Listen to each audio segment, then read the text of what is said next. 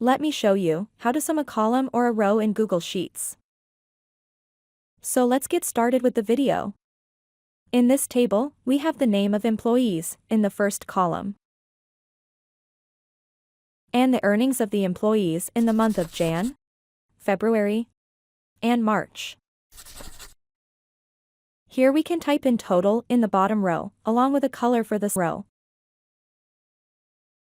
Let's calculate the sum total of earnings of the employees in the Jan column.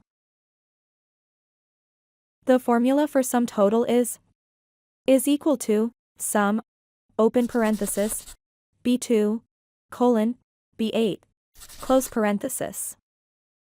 That is the data range of B column. B2 is the starting data cell, and ending data cell is B8.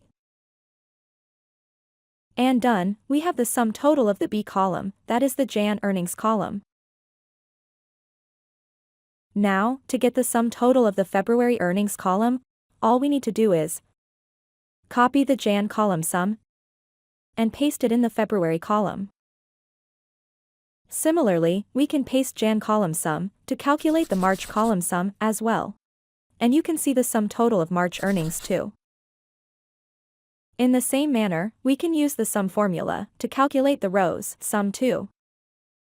The first row, the data range starts from B2 and ends at D2. We can type in the sum total formula in this cell. Is equal to sum, open parenthesis, B2, colon, D2, close parenthesis. And done, the sum total of this row. Now to find the sum total of remaining rows, all we need to do is copy this sum and paste it to other cells. We can drag the cell and paste for the other rows as well.